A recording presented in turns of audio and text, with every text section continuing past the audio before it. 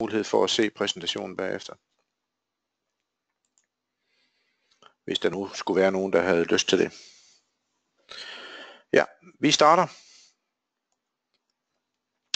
Vi har i dag valgt at vise lidt omkring 3 indgangsvinkler til, hvordan man kan arbejde med sine data og sin tilgang til data i sin organisation. Jeg vil vise lidt ting omkring nyheder, der kommer fra Product Innovation platformen fra Autodesk, hvor der er rigtig mange muligheder for at gøre ting, både som vi gør i dag, men også med fremtiden i sigte på de her cloud-baserede ting, der sker. Så har vi nogle standardkoncepter omkring tilgang til, hvordan man arbejder med sine produkter og sine projekter i forhold til den måde, man nu skal have sine ting drevet frem i sin virksomhed. Og så er der lidt et afsnit omkring, hvordan man integrerer sine data i forhold til de processer og de måder og metoder, man arbejder med i sin virksomhed. Og det vil være omkring informationer om, hvad for noget skal videre, og hvorfor, hvad for nogle snitflader, hvad for nogle IT-systemer osv. Har man, og det kommer vi til lige om lidt også. Og så det sidste afsnit, det er om, hvordan man kunne forestille sig, at det her det kunne implementeres, som vi nu viser nu. Der er nogle muligheder for at gøre det, og så er der lidt referencer, som man kan kigge på også, hvis man har brug for det.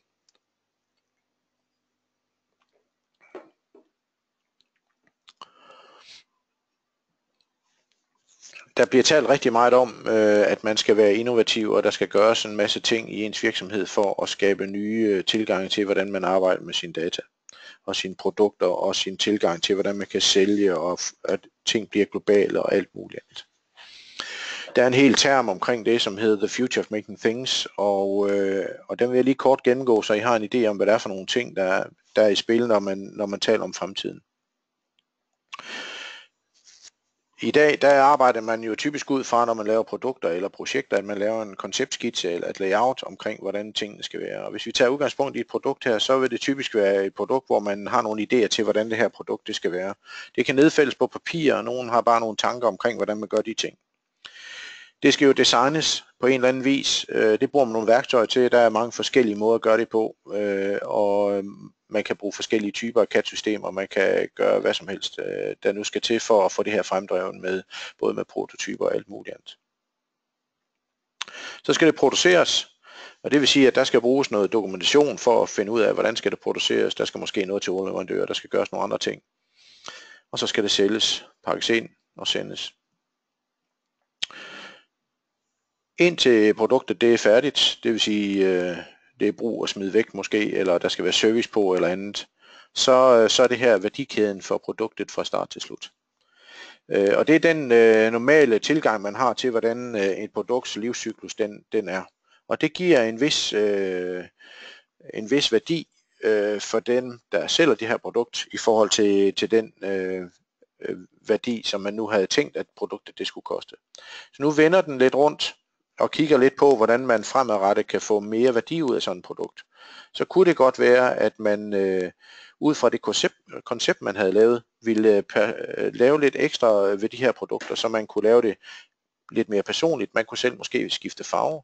Det greb man havde, ville man måske gerne have sådan, at det passede til ens hånd, så når man arbejdede med værktøjet, eller man købte det her produkt, så passede det til, hvordan man gerne ville have det personligt. Det kunne være, at man havde et bestemt, nu er det her en batterisav, og det kunne også være, at man havde et bestemt batteri, man gerne vil klikke på, så der skulle være nogle muligheder for, at det her produkt, det stadigvæk kunne håndtere forskellige typer af tilgang. Det er den ene ting omkring, hvordan man kan lave nogle ting, som er lidt anderledes, som kan forlænge produktets levetid. En anden ting, det er også, at når man skal lave sådan et produkt i fremtiden, så kunne det godt være, at man vil blive bedre til at tale med kunder rundt omkring i verden, og på den måde indbyde til, at kunderne kan komme med sit indspark til, hvordan man kan arbejde med de ting her. Så det kunne godt være, at en kunde havde en idé til, at der kunne laves det og det og det. Og på den måde kunne man, når man arbejdede med at få frembragt det her produkt, få nogle nye idéer til, hvordan tingene kunne håndteres ved at kunne indbyde på forskellige platformer, på forskellige forer, omkring hvordan man kunne lave de ting her. Jeg skal jo nok forklare lidt omkring alle de ting her, når vi kommer lidt længere ned, men det er mere for at få den overordnede tilgang til tingene. kan også være, at produkterne bliver så komplekse i fremtiden, at de ikke kan produceres på normal vis, men måske skal gøres via andre produktionsmetoder som 3D-printning eller additiv tilgang til tingene, frem for den måde, man gør det på i dag. Det kunne være, at det skulle svejses op måske, hvis det er noget stort og kraftigt. Der er masser af muligheder for at gøre tingene på en anden måde. Og det kunne også være, at den brug, man har af det her produkt, måske skulle måles.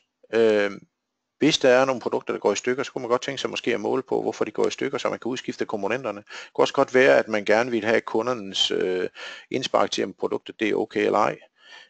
Og alle de her opsamlinger, som man laver, dem vil man gerne have ind og bruge til at udvikle produktet yderligere, eller gøre det endnu bedre i forhold til de oplevelser, kunderne nu har. Og det kan man jo gøre på forskellige vis. Det kan være sådan, at man sætter nogle små måleenheder i. Det kan også være, at man har en hjemmeside, man melder tilbage på. Det kan også være, at man connecter et produkt op via nogle telefonting eller andet. Så når du tager hørebøfferne på det produkt her, så kan du måske få at vide, at du trykker for meget med serven, og den ikke server rigtigt, hvis du trykker så meget. Det kan også være, at den melder tilbage, at nu er den ved at være overbelastet, og at der skal skiftes et leje, eller batteriet er ved at være på, at det kan lades op længere osv. Sådan nogle muligheder er der med ny teknologi. Det gør, at man kommer til at kigge lidt anderledes på hvordan produkttilgangen kan være, og det gør også, at den traditionelle tilgang, den bliver lidt mere i form af, at produktet det bliver en service over for kunden, frem for at det bliver et produkt, man køber og smider væk. Så kan man tilkøbe forskellige add-ons til det her produkt, som gør, at man kan få det her produkt til at leve længere. Og det betyder selvfølgelig, at det udvider produktets levetid, men det gør også, at man kan tjene flere penge på det her, ved at lave ting på en lidt anderledes tilgang til, man gør i dag. Det her det er jo teori. En anden ting, det er praksis på, hvordan tingene de er, og hvordan man kan gøre de her ting. Autodesk har arbejdet lidt med nogle forskellige ting omkring Future of Making Things, og har lavet en platform, som skulle understøtte det her med at få lavet de her produktudviklinger på en måde, som skulle passe til fremtiden. Og den platform, man har lavet, den hedder en Product Innovation Platform. Den tager udgangspunkt i, at man har en cloud-baseret tilgang med Fusion. Og Fusion, det er ikke bare et produkt, det er det er et hele med rigtig mange forskellige produkter i, som er connected omkring Fusion Lifecycle og den måde, som man arbejder med det på. Der er produkter til design, der er produkter til at lave tingene, og der er tilgang til, hvordan man bruger tingene.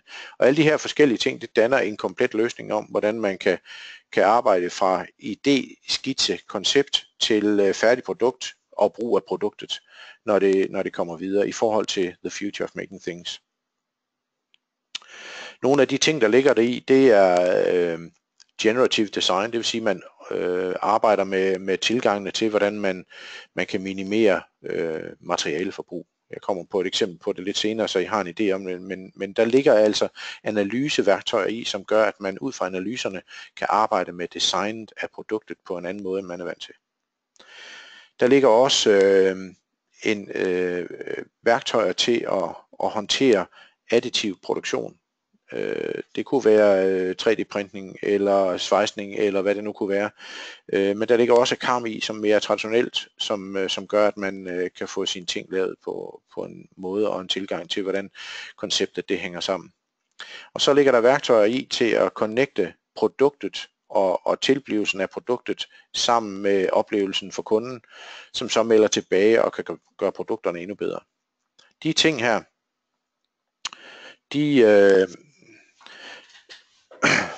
de skulle gerne give en platform, som gør, at man får en oplevelse af, at man arbejder i en proces og håndterer tingene ud fra den nye tilgang omkring fremtiden. Det mest optimale udbytte med det her, det er jo selvfølgelig, at man standardiserer sin måde at gøre tingene på en tilgang, som gør, at man aftaler nogle ting, som gør, at man kan arbejde problemfrit med data på kryds af det her. Og det har man gjort i Product Innovation Platformen. I og med, at man har noget datahåndtering, både som er cloud-baseret, men også som er lokalt baseret, og de ting, der ligger gør sådan, at man hele tiden har styr over sine designdata og sine metadata i hele processen, og kan godkende og håndtere sine data hele vejen igennem.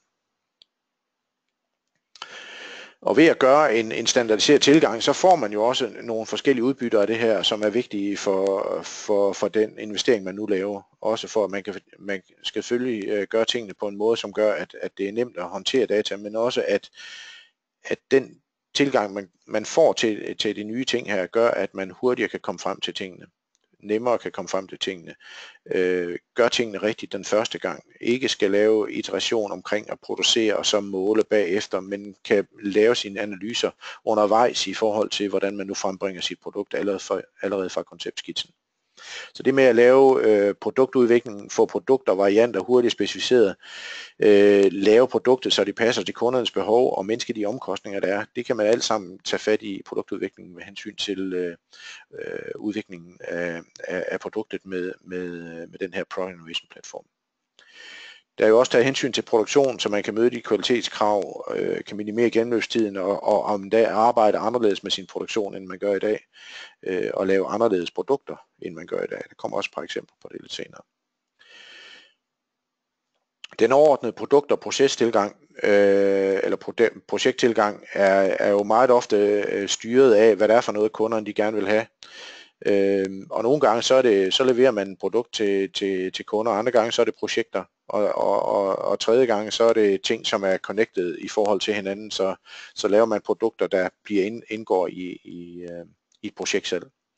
Og alle de her forskellige processer, de skal jo hænge sammen i forhold til både indkøb og produktion, og måske endda også med service af produktet i den senere ende, og det betyder også, at man er nødt til at tage stilling til, hvilke processer man arbejder i, når man arbejder med sine data.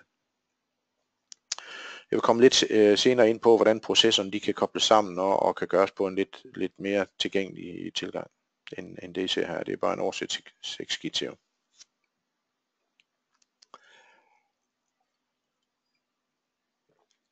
Det jeg vil vise, det tager udgangspunkt i det, som i dag hedder Product Design Collection.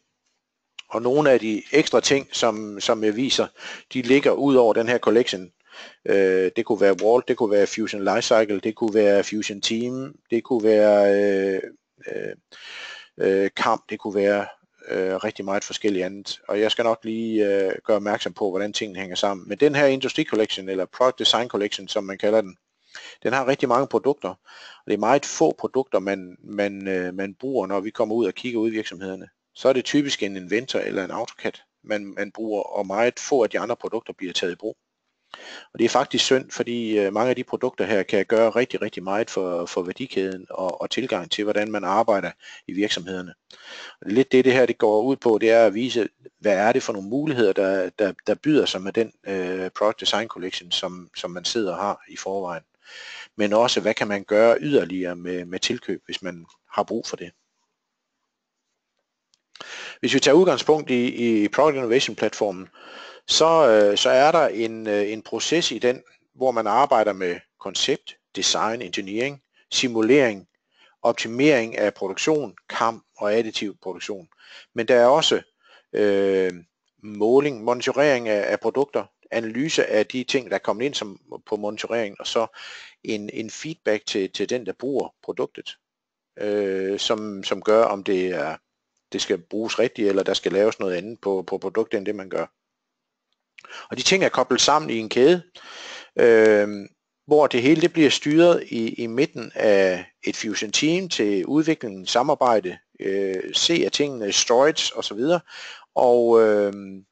og processerne i Fusion Lifecycle til at håndtere godkendelser, kontrol, standarder på, hvordan man arbejder i sine processer. I dag har vi jo, som vi oplever det i hvert fald, når vi taler med vores kunder, en tilgang til, når man arbejder med designdata, og arbejder inden for design, og så om til CAM, typisk. Simulering er meget lidt brugt, men bliver dog brugt. Optimering af produktionstilgange og håndtering af de ting bliver også meget lidt brugt, men de er der trods alt til stede i nogle af de virksomheder, vi taler med. Men konceptskitsering og tilgangen er den måde, man håndterer sine koncepter, sit layout af, hvordan man vil arbejde med tingene. Det bliver meget lidt brugt i værdikæden, og det bliver en særdeleshed meget lidt brugt i forhold til den opsamling, der kommer fra kunderne til at udvikle videre på tingene. Så det jeg vil gøre nu, det er egentlig at vise nogle eksempler på, hvad man kan gøre i Product Innovation platformen, så man har en idé om, hvad man kan gøre lige nøjagtigt med det specifikke, man måske kunne sidde og have behov for. Og det jeg egentlig vil starte ud med, det er egentlig at forklare, at oppe i toppen heroppe, hvor jeg peger nu, der har jeg valgt at sætte op, hvad det er for noget, vi arbejder med her. Det er Fusion Modeling, bare for at vise, hvordan modellering fungerer i et cloud-baseret CAD-program. Og det vi arbejder med her, det er design, og det er det, der ligger heroppe. Og jeg har egentlig lagt PIP, Product Innovation platformen, op, så man kan se, hvad er det for nogle tilgange, vi arbejder med i lige nøjagtigt det her. Og jeg vil ikke vise så meget af den video her, men bare lige vise, at den måde, man skitserer på her, minder rigtig meget om det, man gør i blandt andet Inventor. Der er nogle tilgange til, hvordan man arbejder med sine ting i forhold til det, man kender fra Inventor, men så er det fuldstændig magen til, når man laver modellering. I hvert fald meget tæt på. Nogle af de ting, som kunne være interessant at kigge på, det er jo, at modelleringen i forhold til påsætning af huller og opbygning af, hvordan ens emne det bliver skabt, det sker jo i, at man arbejder med hele sin samling i den samme fil. Og så deler man komponenterne ud, når man har lavet sin samling. Det kommer der et eksempel på lige om lidt, så man kan se, hvordan de ting de ser ud. Der bliver også lavet rigtig gevind her, så tingene hænger sammen her. Det er en samling, vi er inde på nu her, og der skal laves en forbindelse mellem de to emner, der ligger her.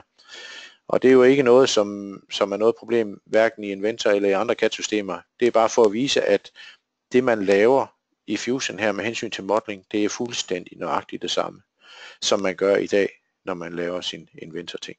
Så der skal ikke være nogen forskrækkelse i at arbejde i et andet CAD-system, man kan de samme ting, og måske endda lidt mere til, eller lidt mindre på nogle områder. Og sådan er det.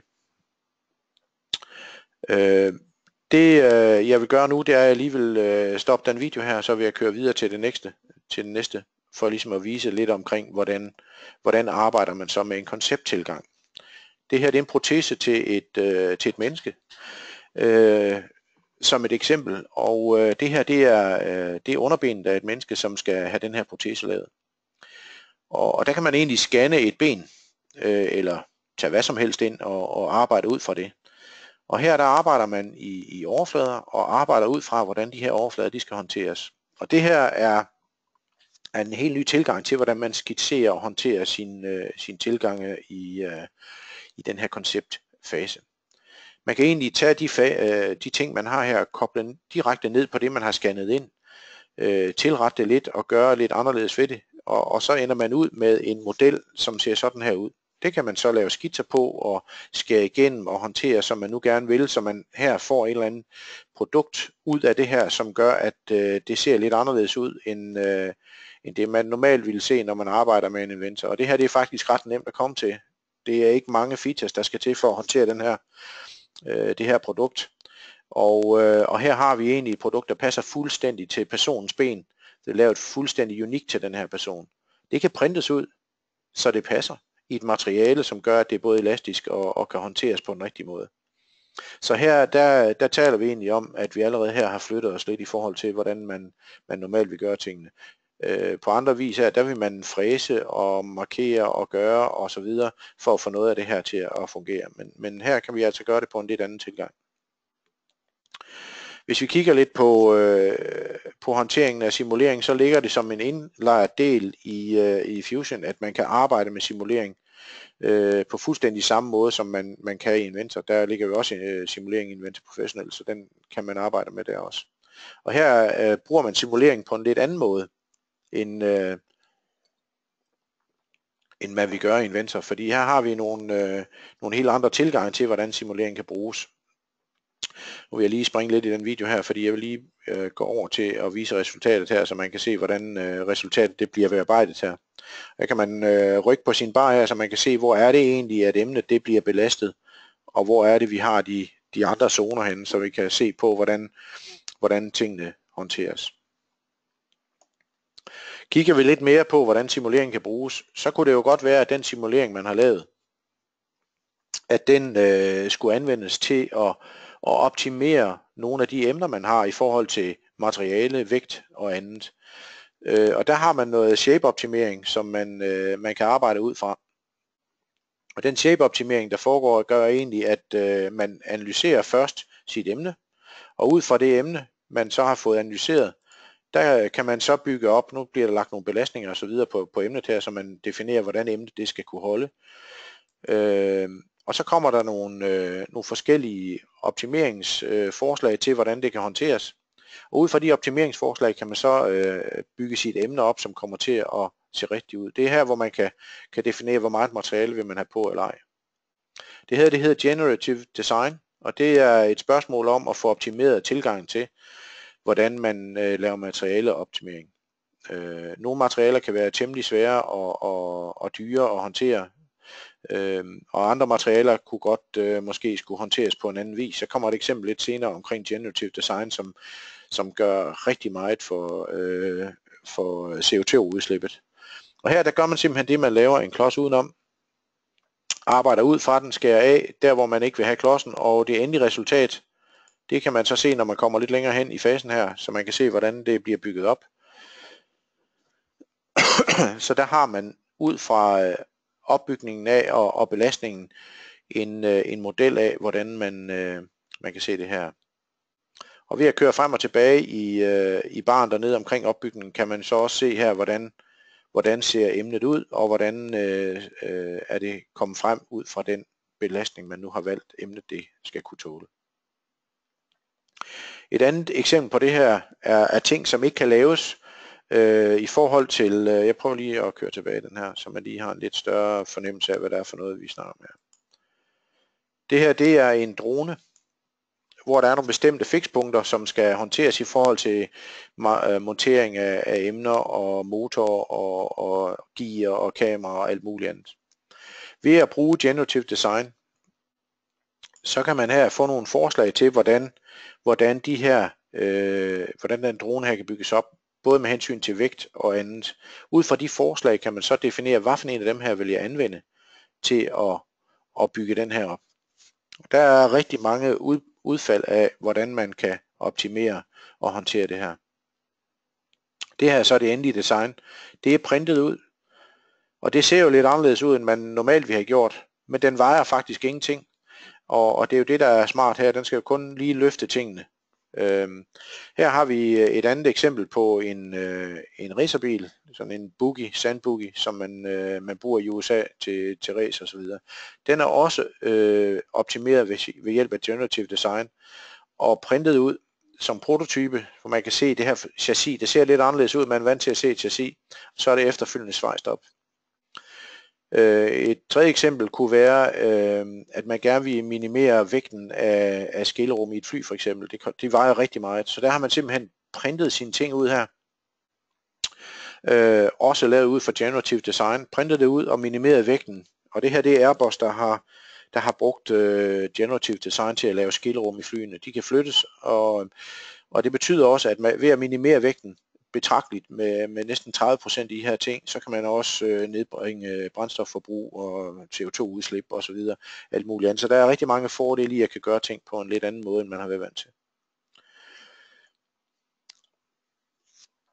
Der ligger også kamp med i pakken her, så man kan lave traditionel håndtering både i 2,5 og 3-akset og 5-akset bearbejdning, hvis man vil det. Og man gør det direkte i Fusion og arbejder med det der, med toolpaletter og alt muligt andet. Så det er jo egentlig bare for at vise, at der er direkte overførsel til de ting, man nu skal gøre, så det kan håndteres. Jeg vil ikke gå så meget med ind i det her, der kommer noget preview af, hvordan baner bliver lagt på, og så hvordan den fræser med de ting, der er.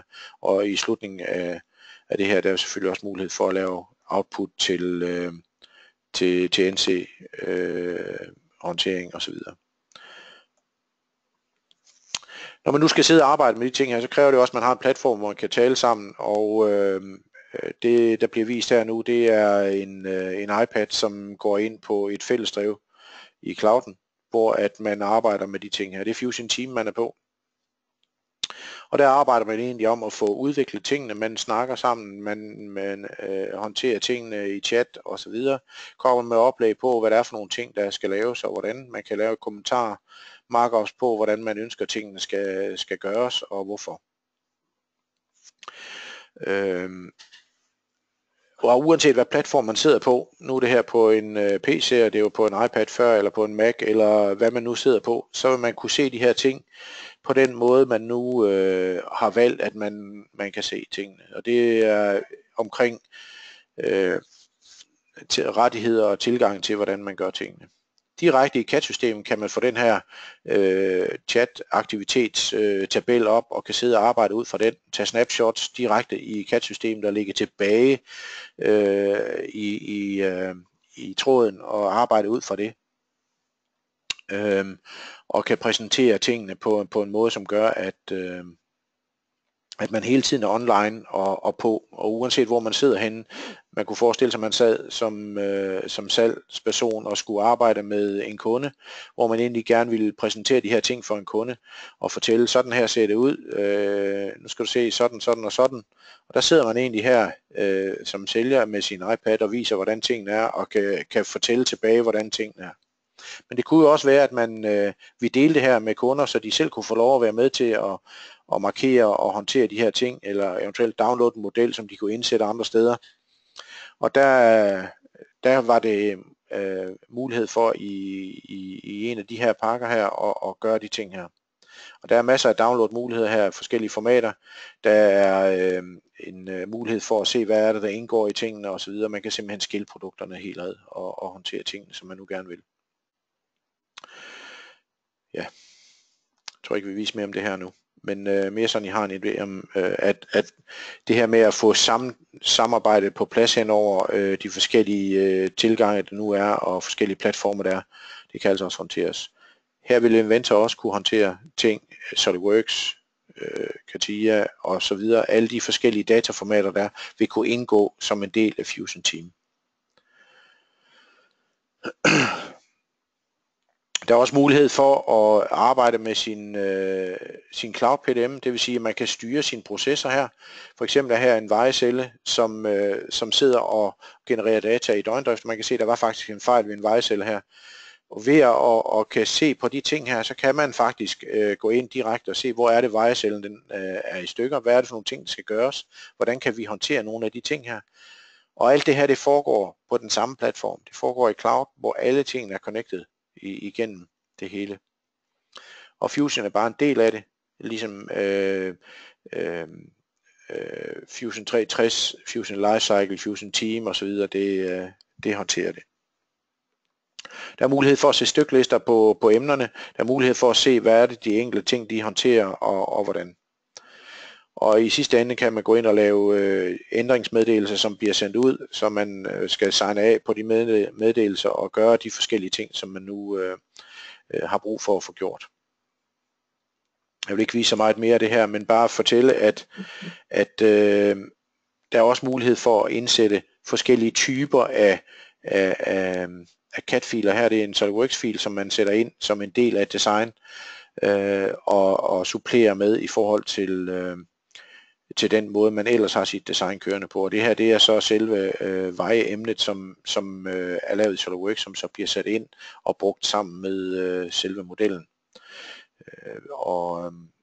Og der er simpelthen mulighed for at trække de her mange forskellige typer af filformater ind. Det sidste, det er Fusion Connect, som jeg vil vise omkring den her platform. Fusion Connect, den kan monitorere data. Hvis det nu er en vejtrummel for eksempel, så kan man monitorere, hvad det er for nogle ting, den her vejtrummel kører over, hvordan den håndterer tingene.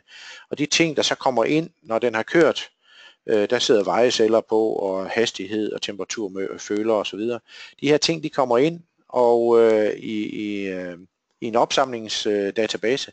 Og her der bliver de så analyseret i forhold til, hvad er det for noget, vi har fået ind, hvordan forventer vi de her ting, de skal håndteres, og hvad er det så, vi gerne vil fortælle tilbage til den her operatør af den her vejtrumle. Skal han køre stærkere, langsommere osv. Og der kan opsættes nogle kriterier for, hvis det nu for eksempel var, at den her tykkelse, der skal lægges på, og temperaturen af asfalten, den skal køres i et bestemt tempo, så hvis han skal træde mere på speederne eller slække mere på farten, så får han det at vide i forhold til en lampe, der lyser, eller hvordan man nu kunne forestille sig, det kunne gøres.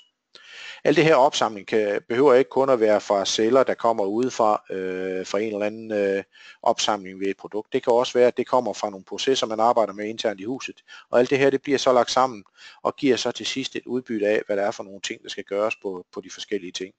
Det kan være, at der er for meget kost på noget. Det kan være, at der kommer ønsker fra kunder. Det kan være, at man har en proces, som tager for lang tid. Og alt det her, det kan ligge sammen i det her Analytic Dashboard, som gør, at man kan se, hvordan er temperaturen lige nu og her, når man sidder og arbejder med sine produkter. Godt, det var fremtid. Noget af det. Det er faktisk nutid. Det er så en ting. Vi har gjort det også, at vi har lavet nogle koncepter, som skal understøtte mange af de her ting, som gør, når man sidder med forskellige udfordringer i ens værdikæde i virksomheden. Det er nogle bestemte arbejdsmetodikker, nogle bestemte tilgange til, hvordan man gør ting, skal man frigive, og hvad skal man så have med af data, når man frigiver sine data osv. De koncepter er bygget op, så vi har en standard tilgang til, hvordan tingene de kan gøres. Blandt andet så har vi lavet et standardiseret byggevarekoncept. Et eksempel her, det er med hensyn til møbler, men hvor man sammenkobler udviklingen og konstruktionen med en standardisering af sine produkter, som så bliver samlet til nogle standarder. Så vil der være nogle varianter, som man skal tage stilling til at arbejde med. Det skal nok lige vise lige om lidt på oversigtskort. Så vil der være projektoplæg i form af layout. Hvis det er det, man arbejder med nu, kunne det her være bestykning af lokaler osv. Der vil være varianter og tilpasning af dem, så man kan se, hvordan varianter de har udfald, og så skal der produceres, og der skal laves styklister til produktion, så man ved, hvordan tingene de skal produceres. Det er bare sådan en tilgang til, hvordan processen den kunne være. Hvis man kigger den sådan lidt overordnet fra, så kigger man lidt på tilgangene til, hvordan en virksomhed i for eksempel en byggevareproducent kunne håndtere tingene. Og nu står der navne på nogle af produkterne her, og det kunne være, at det var nogle helt andre ting, man skulle arbejde med, men det er bare et eksempel på, hvordan det kunne gøres. En kunde henvender sig til salg, man taster nogle salgsdata ind i sit ERP-system omkring, hvad der er for nogle ting, eller sit Customer Relationship Management system, på hvad der er for nogle ting, man gerne vil sælge til den her kunde. Der skal måske laves et layout. Det bliver brugt fra de familier, man nu har lavet, ud fra sin produktdatabase, så man ved nøjagtigt, hvad der er for nogle, der er standard, og hvad for nogle, der er varianter. Det bliver så placeret i layoutet, og der bliver så lavet en udtræk af styklisten til sit salg. Hvis produkterne de er håndteret og er klar til produktion, så vil det gå direkte til produktion og blive fremstillet. Men hvis produkterne ikke findes, det er en variant for eksempel, så vil de gå til udvikling, konstruktion. Der vil være nogle variant templates, som man kan arbejde med. Der vil være indkøbte varer, som man kan sætte i sin data og sin konstruktion, sit produkt. Og så vil vi lave styklister og skærefiler og alt muligt andet til produktion. Og de varer vil så gå ind på styklisten på salget og fortælle, at nu er jeg klar, og så vil man kunne producere. Det er bare et eksempel på et koncept, som kan gøre nogle ting her. Nu er det her på møbelindustrien, det kunne lige så godt være på vinduer, døre, facader, eller hvad det kunne være. Hvis vi kigger lidt på industrikoncept, så har vi lavet et koncept omkring produkt- og layout-standardisering, hvor man har en database, man går på. Den kunne lige så vel være lokal som global, hvor man laver produktudvikling, og ud fra produktudviklingen laver man sin standardisering i form af data, der kan bruges til salgslayout. Når salgslayout det så går igen til godkendelse, så vil man også her kunne se, om tingene de er standard eller specielle. Og det vil så kunne blive udført til sit ERP-system med tegning af produktdata, ting til underleverandører osv.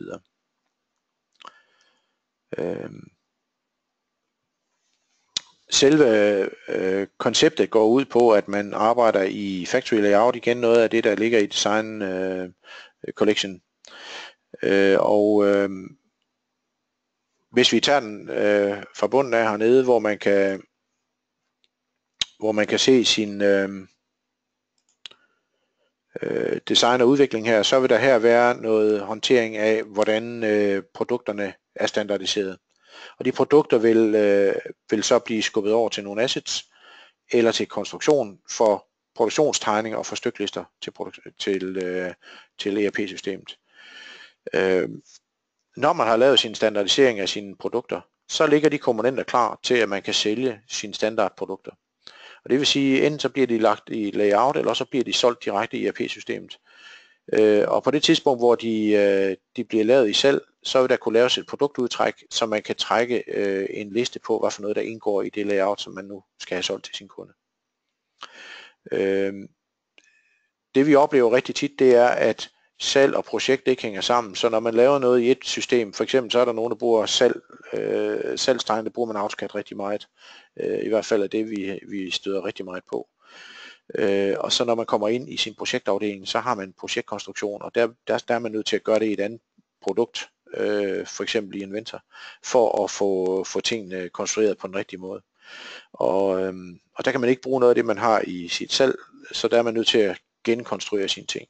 Det betyder også, at man ikke i værdikæden får mere værdi for hver gang man gør noget i processerne, men skal skabe og genskabe de data, man nu sidder og skal arbejde med. Der er forskellige tilgange til, hvordan man kan gøre nogle af de ting her, men det vigtige her, det er egentlig, at projekt og salg, det hænger sammen i simplificeret tilgang, så man har nemt ved at anskueliggøre over for sine kunder, hvad er det for noget, den her kunde har købt, og hvad er det for nogle produkter, som skal være specielle til den her kunde. Når noget så bliver specielt, så vil man overføre det til konstruktionsafdelingen, eller måske lave det i projektkonstruktion, og derfra sende det videre til godkendelse for produktion. Og der er som forskellige tilgange til, hvordan de ting her, de kan skrubbes sammen. Det vigtige her, det er, at der er jo ikke to virksomheder, der arbejder ens, så det her, det er jo egentlig bare et koncept, en standard, et eksempel på, hvordan det kan gøres. Men man også lige skal lægge mærke til her, så ligger der jo 3 forskellige områder her. Et, hvor man arbejder decideret med produkt, et, hvor man arbejder med projekt, og et, hvor man arbejder med produktion. Og de ting, de har forskellige tilgange til, hvordan man arbejder med processen.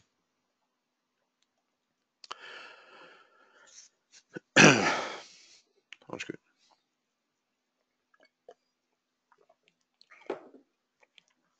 Derfor har vi rigtig mange oplevelser, når vi er ude, fordi at mange virksomheder er forskellige.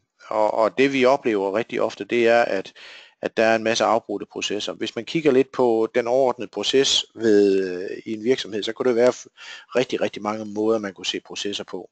Det her, det er en måde at gøre det på, hvor man har en udviklingsproces og en salgsproces. Og de 2 processer, de er næsten parallelle, men man laver først udvikling af produkter, og så sælger man bagefter sine produkter. Alle de her forskellige ting, de har jo subprocesser i sig. Det vil sige, man kan jo ikke definere et produkt ud fra en overordnet firmaproces. Der er man jo nødt til at have en underordnet proces i forhold til, hvordan man frembringer det her produkt. Hvad er det for en produktudvikling, man skal igennem? Hvordan håndterer man det? Der vil også være processer omkring analyser af produktet. Hvordan skal det frembringes? Der vil være change management processer, og der vil være produktionsprocesser og indkøbsprocesser og salgsprocesser og alt muligt andet. Og mange steder, der anvender man i dag regneark og overfører tingene manuelt i forhold til den ene, til den anden, til den tredje proces. Og det har vi rigtig, rigtig stor erfaring med ude af vores kunder. Det skaber en masse udfordringer og problemstillinger, som gør, at det kan være rigtig svært at få sine data håndteret på den rigtige måde.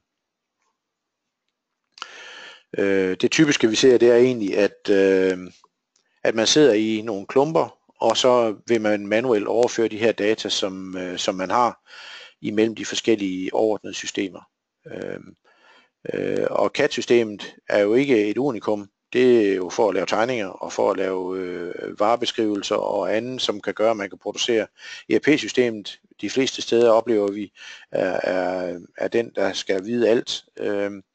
Men der er bare rigtig mange andre ting, som også er vigtige at få håndteret ud over det, der ligger i ERP-systemet. For eksempel er det rigtig vigtigt at kunne håndtere sin kvalitet. Det er ikke altid, det foregår i et ERP-system, eller service ude ved kunderne er heller ikke altid, at det kan foregå i et ERP-system. Det er heller ikke et ERP-system, der kan håndtere de fleste af de data, man sidder med, hvis det er regneark eller andet, som gør, at man styrer sine projekter og alt muligt andet. Så der er nogle udfordringer i noget som det her. Hvis man kigger på det på en lidt anden måde, så har man nogle forskellige steder, hvor man placerer sine data. Og i den proces, man sidder i, så skal man have fat i de her data. Og har man processer, som ikke er styret digitalt, så vil man hver gang man skal ind og gøre noget, tage stilling til, hvor skal man hente og skrive de her data. Og det her, det er en map på noget af det her manuelle, vi har været ude at se, hvor der ikke er styr på, hvordan processerne hænger sammen. Og det er jo temmelig uoverskueligt, hvis man sådan lige skal kigge på det. Men den enkelte ved godt, hvordan man sidder det enkelte sted og gør tingene. Men en kollega, der sidder lige over på den anden side af bordet, ved ikke, hvor man gemmer og henter sine data. Og det kan være et problem, hvis man skal erstatte personer i firma, fordi der er en, der rejser, eller der er en, der går på pension. Så der vil det være en rigtig god idé at kunne skrue tingene sammen i en platform, som gør, at man kan udveksle information på en snitfladebaseret tilgang. Så det ikke er et system eller en person, man er afhængig af, men en tilgang til, hvordan data skal flyde. Og det kan gøres enten som automatik eller som manuel tilgang, når man skal udveksle data. Det er jo et spørgsmål om, hvad pengepunkten er til. Hvis man vælger den helt optimale løsning, så ved man, at tingene de foregår digitalt, om det er lokalt eller på cloud. Det er egentlig fuldstændig uvedkommende i det her spil. Men det vigtige det er, at hvis man skal have noget data fra ens konstruktion videre til ERP eller til kvalitet for indgangskontrol, jamen så sætter man godkendt, og så vil data automatisk blive skubbet de steder hen, hvor de skal hen. Hvis der kommer en ændring fra en servicetekniker, der står med sin iPad ude i marken og skal have ændret på noget, eller skal have en eller anden information om, hvordan tingene de hænger sammen i forhold til et projekt, der er afviklet, så går han ind på sin iPad og ser, hvordan den ser ud, og får den information, han skal bruge, og siger, at den her, den er faktisk brudt sammen 4 gange nu, jeg har brug for at ændre på det her, så der er en proces omkring en ændringshåndtering, hvor man starter den op, som går igennem hele processen igen, og når den er meldt klar, så kan han se, okay, nu har vi fået en ny komponent, og den kan jeg hente der, og den kommer i morgen. Der er forskellige tilgange til, hvordan man gør det her, og lige nøjagtigt det her er rigtig vigtigt at fortælle om, med hvordan man vil have skrubbet de her ting sammen. Men det her er ikke et system, det er flere systemer, som bliver skrubbet sammen i snitflader, som er afstemte på, hvordan og hvilke data, der skal flyttes. Og derfor så er der måske også lidt vigtigt at se på, hvordan en styret datatilgang den kan håndteres. Vi har vurderet det til 4 niveauer her. Level 1, hvor det er en total manuel tilgang, som vi oplever rigtig mange steder, hvor man skal huske, at man får fejl eller måske forsinkelser, fordi man skal vente på og ikke kan se og have overblik over, hvordan tingene er.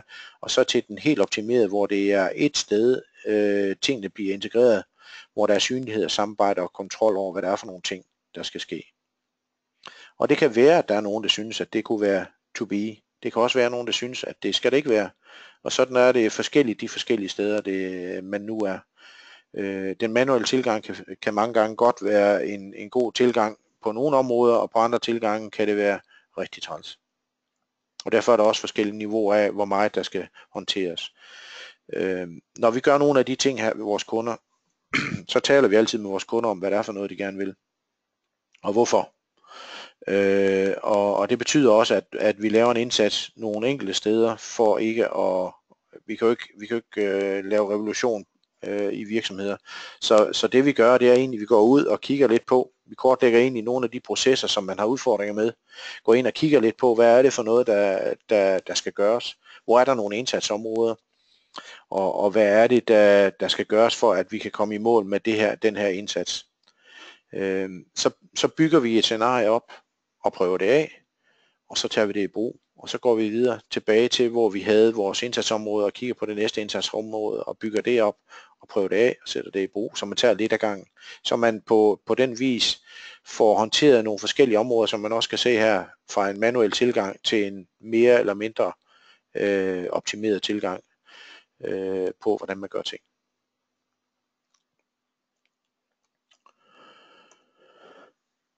Vi har et par referencer i forhold til den cloud-baserede tilgang på processer, som ligger inden for forskellige områder her.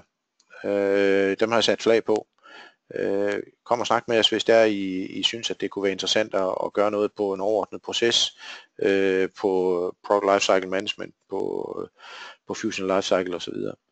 Men vi har også nogen, som arbejder ud fra andre tilgange, og som arbejder ud fra en Vault-baseret tilgang på Inventor. Og det der sker nu, det er jo, at mange af de her virksomheder, som vi har, de flytter sig mere og mere til at være cloud-baseret. Nogle har IT-strategi om, at cloud skal være en del af den måde, man arbejder på, fordi man er global, og det vil gøre det nemmere at udveksle data. Og mange af de virksomheder, som ligger på den referenceliste her, rigtig mange af de andre virksomheder, som vi taler med nu, som også er vores kunder, de flytter sig mere og mere til at blive globale virksomheder og arbejder mere og mere mod cloud-verden. Og det med at få koblet verden, som den er i dag og til i morgen, det kunne godt være, at vi måske skulle lave nogle tilgange til, hvordan man kunne håndtere det, så man kunne se, hvad for nogle ting kan man flytte, og hvad for nogle ting kan man ikke flytte lige nu. Hvad for nogle vil være smart at gøre noget ved, og hvad for nogle skal man lade ligge lidt endnu, før det giver mening. Det har vi nogle indspark til, og nogle metoder til, hvordan man gør. Så med det, der tror jeg egentlig, at jeg vil sige tak for i dag. Og giv os nu endelig noget feedback i evalueringen. Det kunne godt være, at der var nogle ting, som I tænker, det her det burde gøres på en anden måde, så vil vi gerne vide det, fordi vi vil gerne optimere det så godt, som vi nu kan. Og kontakt os også gerne, hvis I gerne vil vide mere. Der er mulighed for også at stille spørgsmål nu. Så hvis der er nogen, der har spørgsmål, så lad os gøre det.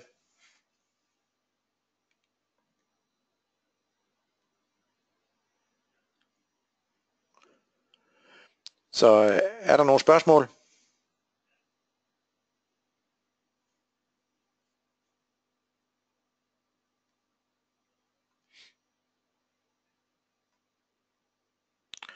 Det viser sig ikke at være tilfældet. Så vil jeg sige tak for i dag. Jeg håber, I har haft en god oplevelse med tingene.